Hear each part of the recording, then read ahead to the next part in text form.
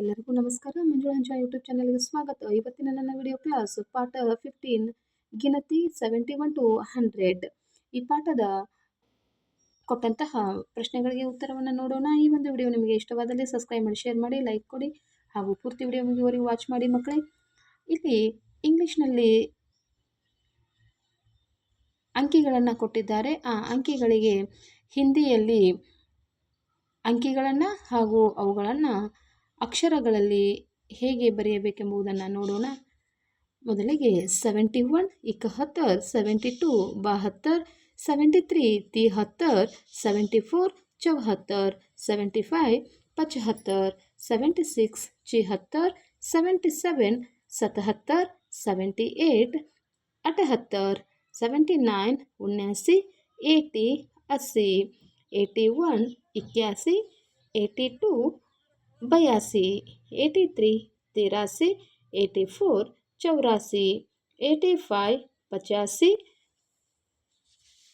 86 86, 87 87, 88 88, 89 89, 90 90, 91 91, 92 92, 93 93, 94 94, 95 95, 96 96, 97 97, 98 98, 99 99, 100 100. ಮಕ್ಕಳೇ, ಇದುವರೆಗೆ ಇಂಗ್ಲೀಷ್ನಲ್ಲಿ ನಂಬರ್ಸ್ಗಳಿಗೆ ಹಿಂದಿಯಲ್ಲಿ ನಂಬರ್ ಹಾಗೂ ಅವುಗಳನ್ನು ಪದಗಳಲ್ಲಿ ನೋಡಿದ್ದೇವೆ. ಅಭ್ಯಾಸ ಧ್ಯಾನ್ ಸೆ ಪಢೋ और याद रखो. 100ಗೆ ಹಿಂದಿಯಲ್ಲಿ 100 ಎನ್ನುತ್ತಾರೆ. 1000 1000, 10,000 10,000,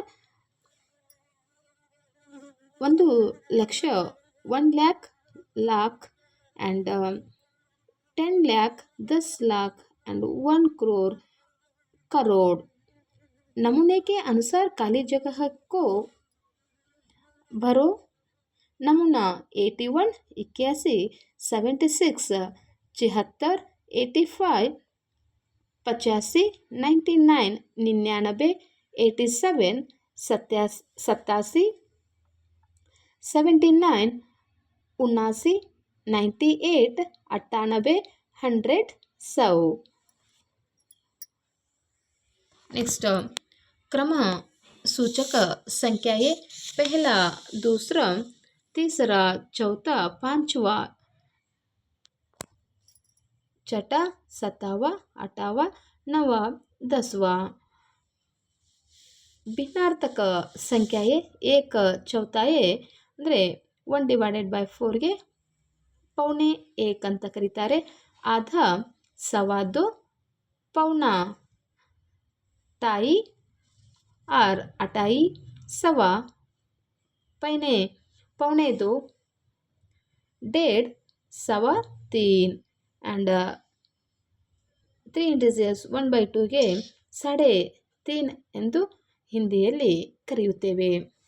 ಮಕ್ಕಳೇ, ಇದುವರೆಗೂ ಈ ಪಾಠ 15 ಗಿನತಿ 71 to 100 ಪಾಠದ ನಂಬರ್ಸ್ಗಳ ಬಗ್ಗೆ ತಿಳಿದುಕೊಂಡಿದ್ದೇವೆ. ಈ ಒಂದು ವಿಡಿಯೋವನ್ನು ವೀಕ್ಷಿಸಿದಂತಹ ಎಲ್ಲ ಮಕ್ಕಳಿಗೂ ತುಂಬು ಹೃದಯದ ಧನ್ಯವಾದಗಳು. ಟೇಕ್ ಕೇರ್ ಮಕ್ಕಳೇ. ಬಾಯ್. Thank you.